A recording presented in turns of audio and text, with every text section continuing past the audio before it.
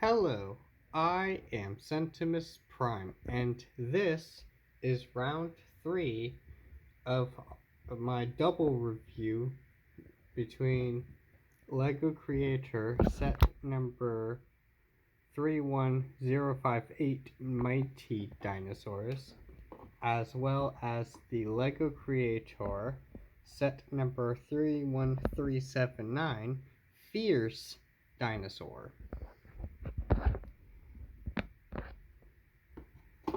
So we can now go ahead. We can go ahead and start things off by, as with the previous two, we start off with the elder of the two, that being the green, in this case being the green Triceratops. Here's the Triceratops build. Very nice. You got like a nice look around.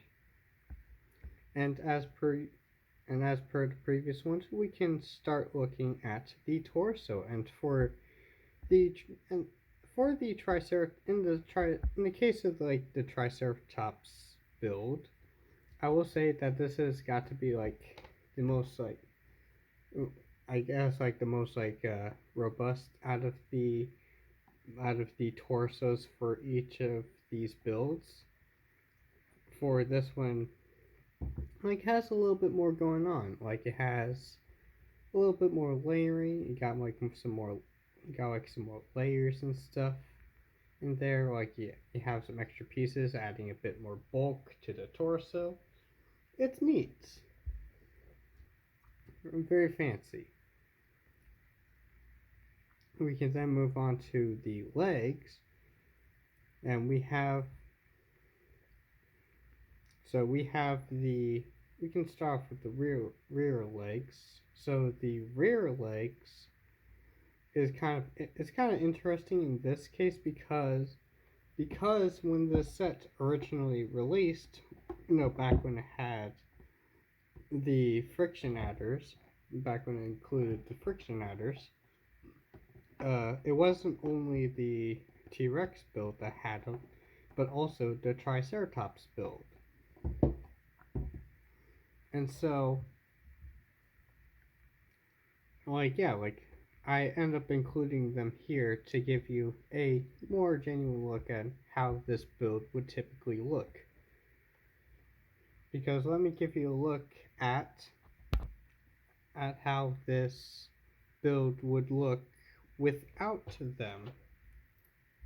Yeah, so now that I've taken them out, this is basically what you would get for the Triceratops build after a more modern take on it, with the modern joints as well as the complete absence of those extension joints, which means they unfortunately can't really stand the Triceratops up straight, because the legs have kind of been shortened down a bit because of the lack of the extensions. So what I'm going to do is I'm going to leave them on here to give you a look at how the build is more or less meant to be, like with the legs being at a more equal length, so that the Triceratops can stand up straight and walk around more naturally. Then we can move on to the tail, which the tail it's fine. It's okay. It's not as articulated as like the T-Rex build, but more articulated than the pterodactyl looking flying wing finger build. So you have a mix of ball joint here and a mix of ball joint here at the end. So you have a decent range of movement in the tail there. The rear legs are on these ball joints, so you can move them around. and you can move them back and forth and splay them out. You get plenty of motion there. Only like real limitation here is that because there's stuff here in front of it, it doesn't go that far. It doesn't move that far forward unless you're moving it outward as well. And then for the front legs, we're definitely gonna bring this up again when we're looking at the other sets in this double review, but because of how they oriented, so they have these like ball joints like joints here, which can allow for the front legs to move back and to move back like up and not really back any, just like all the forward movement as the head will allow. And yeah, if you move them up a little bit forward, you do get a little bit of left and right wiggle movement.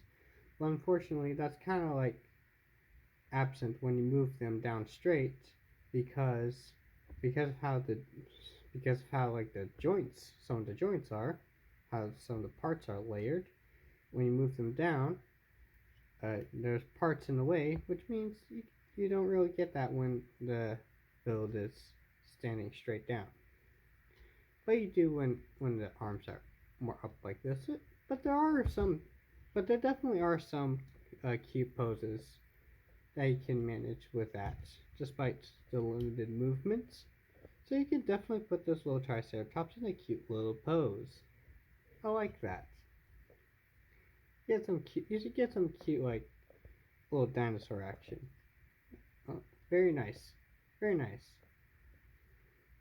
Then of course moving to the head. The head is actually kind of neat. I actually do kind of like how the head is built. You have like some nice curvature parts going on here, like this like shield portion of like the head looks fancy. Articulation wise, it is on a ball joint. There are parts here that prevents it from like going too weird with the poses. And then yeah, like the thing on the top can also limit the movement some, but that's fine. And also, because of how this is built, it's like because this whole shield thing is built on like a double hinge, it can move. Yeah, it can move. Has a little bit of movement, like one maybe two clicks, but more so just a one click difference. Very nice. Oh, and you have like some extra like horns and protrusions like from the head because this is actually the build where the build actually used some of the parts from that extra rib cage because what they've done for this build is take some of the spike parts from this rib cage and added them to the head, which is the main reason, which I guess is the main reason why they even included that rib cage, is to allow for a convenient space to add horns to the Triceratops in this build, which is okay. It gives the T-Rex the main, I guess gives both builds an okay little side build because the flying finger doesn't really doesn't really include any of those parts in there, so you can just like display it next to the pterodactyl as well. But anyway, you have this. You got some nice shaping with this portion of the head especially, and like the extra spikes around the edges. It definitely gives this Triceratops some character. I like that. And like going back to the rest of the build, The legs are rather simplistic, but they do work just fine for some nice cuter kind of poses, which is very nice. I like that. So overall, this build, while definitely being short and stubby in some places, while definitely being like simplistic in some spots, I definitely do like the I do like the decent range of movement as well as just the absolute amount of like character that this build has. And before we move on to the next build, we can go ahead and bring this up. We'll bring this up real quick because these are the parts left over when included when after building the Triceratops. You get like some like joints and stuff, some hinges, some snap bricks, some like a couple ball joint stuff here and there, some tiles and things, and also the majority of the rib cage.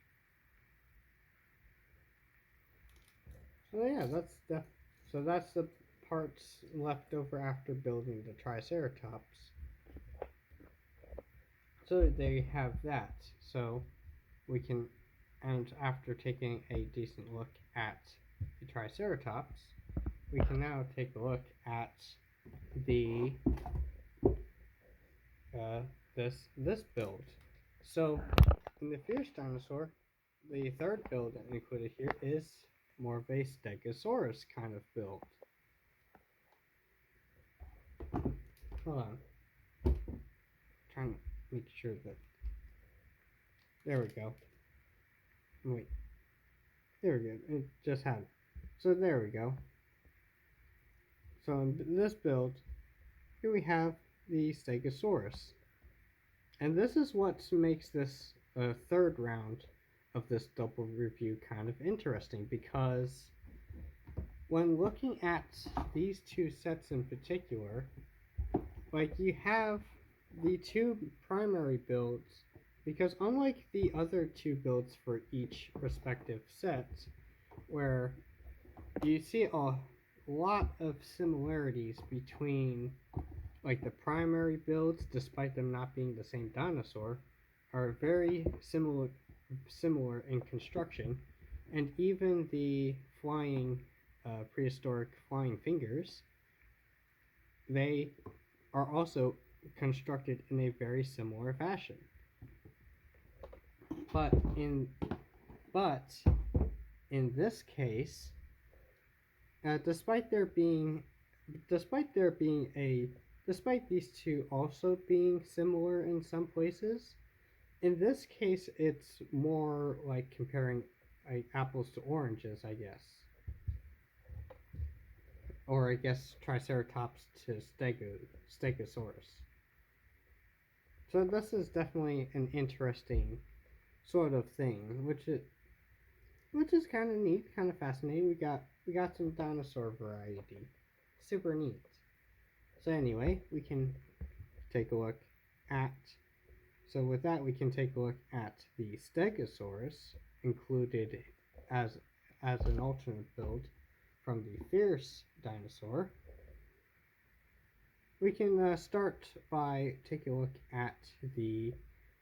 Yeah, we can start by taking a look at the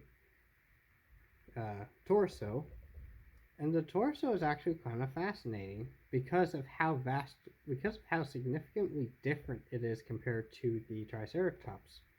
Because whereas the Triceratops has like a very it's a more robust but still very much on the simplistic side of just placing bricks on top of plates on top of bricks on top of plates, and then some like more smooth bricks and plates, some larger smooth pieces to round things off. On this end, in this case, you actually got more parts to make more shaping. here. You got some slopes and stuff. You got some of those inverted curve pieces to give the belly more shaping to it. Some inverted slope stuff to add more shaping to the body. You got a lot more like smaller tile things, small like things to smooth out the back to add space for other things. It is a vastly different torso design, despite it being, despite it overall being quite similar to the other build. What am I saying? Like this is like the like like what am I saying? Like these two are like vastly different with how they're constructed. It's like even more so than the other two builds. Like you got like a vastly different, like you got like completely different, you got like almost completely different shaping, which is quite interesting. Then we can, I guess, move on to the legs. And while this set, and this is a kind of an interesting development with this because whereas the Triceratops had initially started out with equal length legs, but later on ended up removing these pieces and as a result caused the rear legs to be too short. This one never had those extensions and for some reason just had the rear legs like placed down lower, but had the not longer, but just placed down lower, giving them the appearance of being longer, kind of making it less. Which you would think that would make it like less likely to stand up straight, but for some reason it does. It still stands up straight, and as a result, causes there to be like an interesting sort of downward hunched down, have a subtle hunched down movement, like a posture sort of thing to it. And the reason how that they were able to make that happen rather that the Triceratops wasn't able to do is how the front legs are attached because despite it using pretty much the exact same build, despite the front legs using pretty much the exact same build as the front legs of the Triceratops, they're attached at a completely different angle, whereas these ones are facing forward and pointed downwards to allow for forward and back movement. These ones are placed outwards towards the sides, and the joints are connected like this so that it would allow for outward movement and because they've accounted for some room for these ball joints to wiggle around a bit, you have that wiggle movement, but this time you get a little bit of that forward and back movement as well. So instead of going all the way upward like the Triceratops, you have them go outward like this, which you would think might be like less convenient to use like this kind of articulation rather than the Triceratops, but as you can see, you can still like like there's still like some like you still have a decent range of movement in the legs due to how much wiggle room you have side to side, and you also have other interesting ways of display ways of like posing your you have like other ways of like posing your dinosaur in kind of cute ways, like like that. So It is vastly different, but I'm not too mad by it. It definitely provides a very different outcome just by attaching the same parts in a different direction, which is kind of fascinating. And then moving on to, I guess I guess the tail, and yeah, like that is incredibly different compared to what the Triceratops had. Like where the Triceratops just has this like thick little tail. It's very it's fine. Like it does its job well. Well, look at this. Mix a ball joint here, mix a ball joint here, hinge up and down, hinge like upward and downward, and because of the type of joint this tail is attached to, you have side to side movement as well. So you can have the tail in more natural positions, or I guess unnatural positions. And then the end of this tail being so spiky like this, well, as well as also having an interesting sort of asymmetry kind of curvature to the scaling, to this to the scales on the end of the tail. It is a fascinating, definitely the most articulated tails out of any of these 6 builds. And you get like an interesting range of movement with those joints as well. And that is fascinating. Like, easily like really interesting. And then moving on to like I guess the other like most prominent feature of a stegosaurus, that being the spines, these huge spines, which are represented by these large corner tile pieces as well as some like newer rounder elements, which like before was used to like to add like mass to like the head and also add some layering to the torso in the previous set. This one uses them as just full-on spines, and these like large spines, and at least, and yeah, and like yeah, like it is like a very fascinating how they managed to achieve that with the parts included.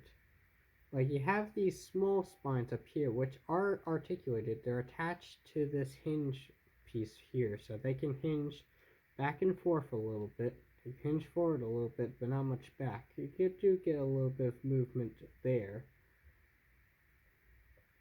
which is interesting. Then up here, these spines here at the middle are attached to these clicky joints, ratcheting joints, which means they have a more rigid movement. They move down and upward. They can move up straight like that, or they can move pretty much flat out like that. What I do for displaying them is I have them up, but I also have them just one click outward from the upward position to add a little bit more of that shaping to it, to make it look more organic looking, I guess.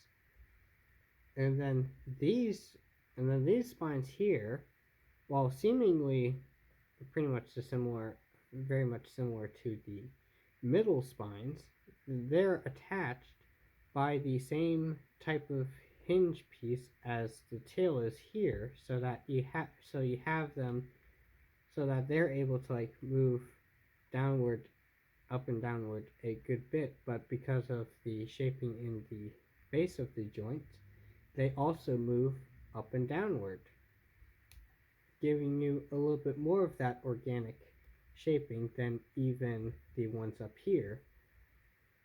So you have like a significant amount of spine articulation too, which yeah makes which of course like makes this Stegosaurus build just objectively more articulated than the Triceratops because of just not only the sheer number of joints that this build has, but also an interesting a range of movement within some of those joints.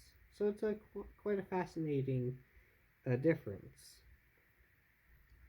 And then we can move on to the head, which is on another one of those mixed ball joints.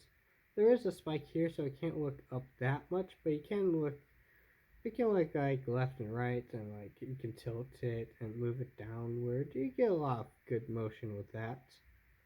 Get a lot of decent motion with that. Come on, there we go. And then we can look. Then just looking at the build of the head itself, while not taking up as many pieces as the Triceratops, don't even think like yeah, it's not even as big as like this portion of the head. Like even without the spikes and the shielding, like it looks like this one's even smaller than just the center core portion of that head. It still looks rather nice. Like you do get some, you do have some like curves and like rounded bricks and stuff, to rounded elements and stuff to give it like a more interesting sort of rounded head design, which is quite fascinating. It's vastly different. It is vastly different, and that's a good, and I guess that's a good way to sum up like this round. It is vastly different, like because like they like despite there being some similarities here and there, for the most part it's just like despite there being some similarities here and there, these two are vastly different builds because they are vastly different dinosaurs, and not only not only the fact that they're vastly different dinosaurs, they're also built in very fascinatingly different ways. Like even with parts that was the same before, they're just very vastly different now. Yeah, and if I didn't bring up the rear legs articulation, it's pretty much just the same ball joint. So you do get a pretty much a good amount of motion there too. Like again, like the only real limitation is going to be like the shaping here, and the torso is going to block the articulation a little bit, so you're going to have to move it outward a little bit in order to make full use of that articulation. But yeah, you get like some fascinating stuff. But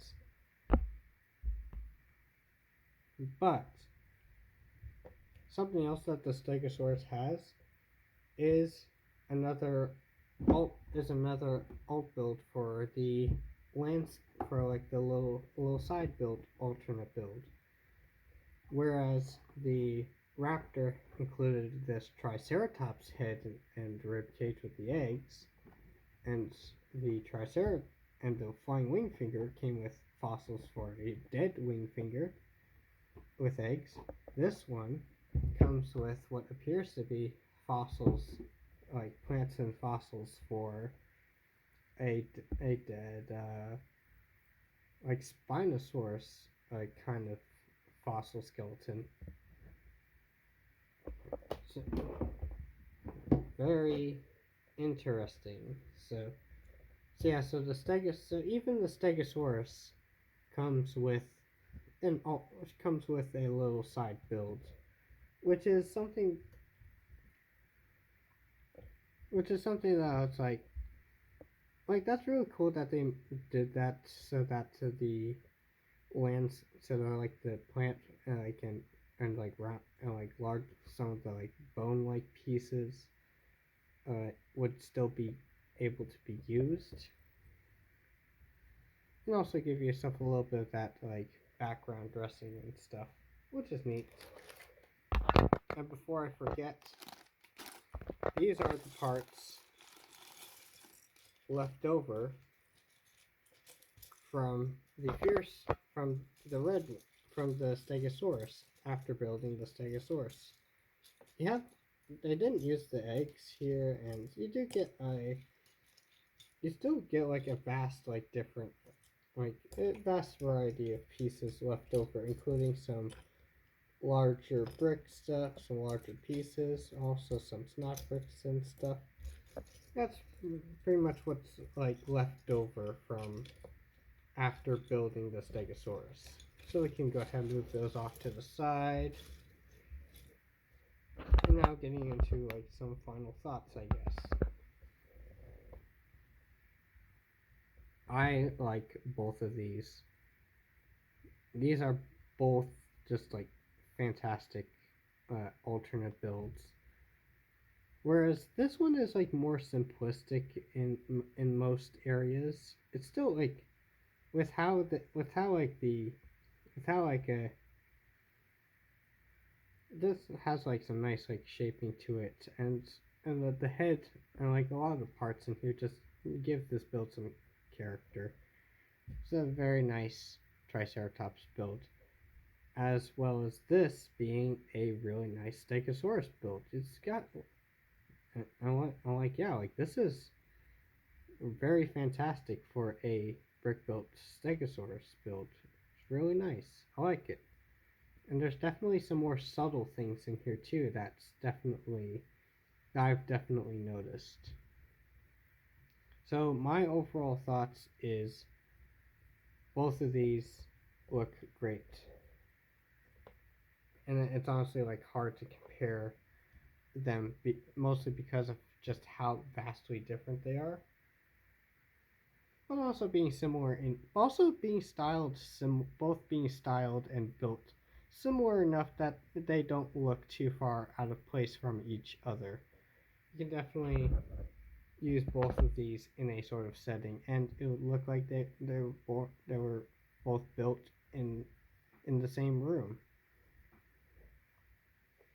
And with that, that is pretty much going to have to be it with this double review. Overall, these two sets have both like really impressed me. I like both of them. And yeah, like tell me what you think in the comments down below. Which one do you prefer? And with that, I think that'll be have to be it for this double review. If you enjoyed this video, consider to like and subscribe and maybe even comment if you want. And of course, I will be posting again sooner or later.